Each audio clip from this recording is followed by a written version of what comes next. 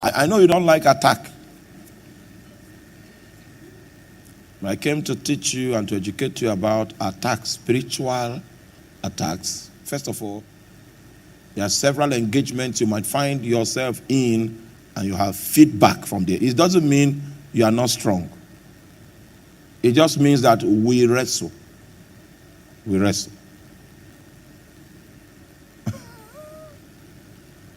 Once upon a time, I went to preach.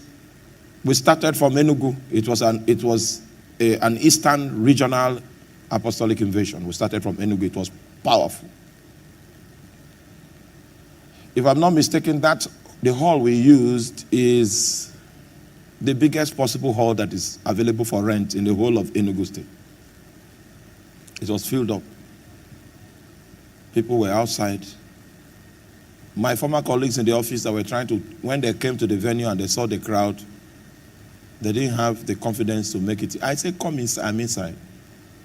They left because of the crowd that was outside. So we did the Enugu conference. It was in Enugu that I prayed for a lady that was deaf, and she began to hear. And I asked her, how did you become deaf? And she said she went for a crusade, and when a pastor laid hands on her, that's how she became.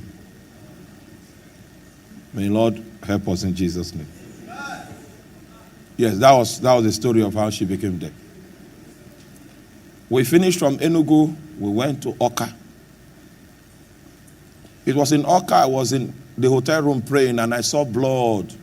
I don't know with what eyes, whether it was in this body or not, but I saw blood running on the walls of the hotel that they put me. And when I pressed about it, the great one said it was not the hotel. It was not because it was not particular to the hotel, but the entire territory, that there's bloodshed in this territory. Gave some instructions as to what we need to do. It was a mighty meeting. In Enugu, cripples walked. In Oka, cripples walked. We moved from Oka to Owerri. It was in Owerri. After the first night, it was very tight. Second night, I went and prayed, and then it was the third night. When we came to the field, so I know some of you were watching, it rained throughout. I couldn't preach. It was when I went back that there was a spiritual fight. The principality came to my room. I defeated it, but it touched me here.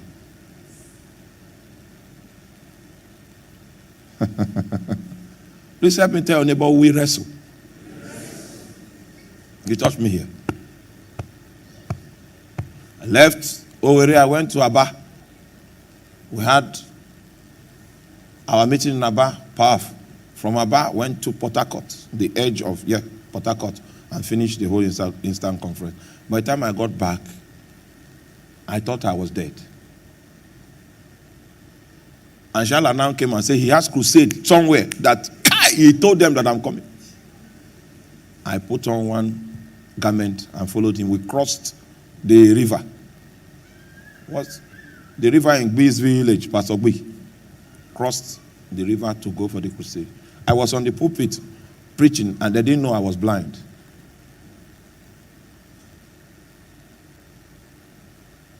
I almost fell, but they didn't know. At least the thing didn't stop me from talking.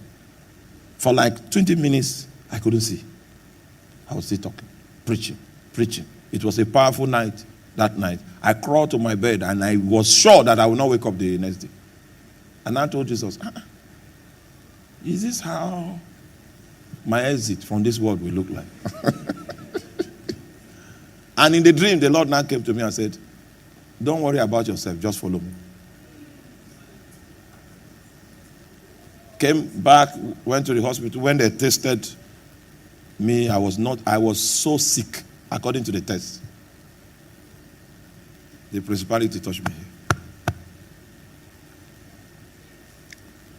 And so that's a blow. I was advised to rest. I rested. There were treatment, all of that. And I got back to my feet. And I told Satan, you would have taken me. It was in your interest for you to take me. Because you too, you won't rest again.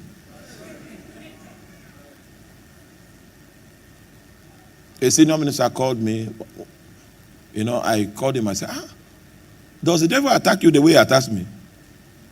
He said, my son, in 1983, I went for a crusade in Oupa, and the whole place scattered. In fact, I'm talking about Evangelist Sunday Uche.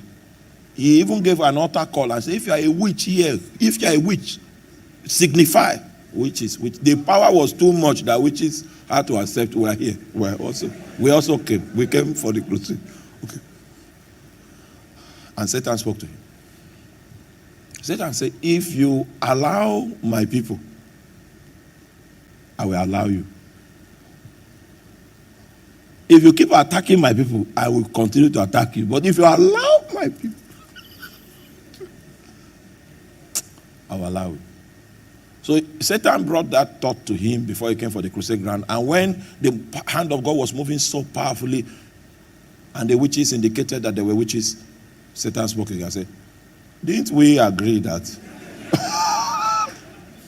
if you allow me, I will allow you? So because of that quiet agreement, he refused to deliver those witches. He said, you are delivered in Jesus' name. And you know that's not how deliverance takes place.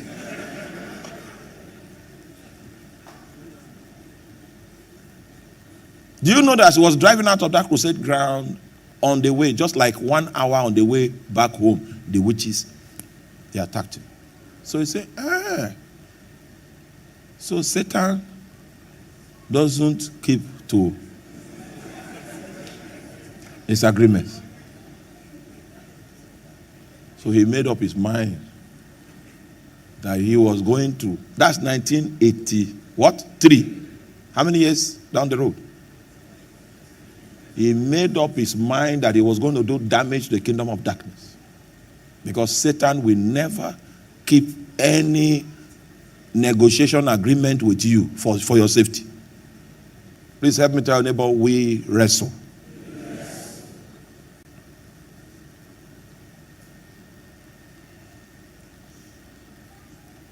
If the issue of that attack was not strong, I will not tell you. You think? It was as if life was living. But I continued preaching. And after that crusade, Jesus Christ, I learned a thing or two. First thing I learned was not to overstretch my body. Right? You need to be in very good balance in health, in spirit, to be able to combat spiritual warfare. Don't stand at any extreme. Satan will exploit it. Are you with me? So even now that you are fasting, ensure that you are hydrated. Take water. Don't say you are. Don't find yourself on any extreme whatsoever if you want to survive this war. So we're talking about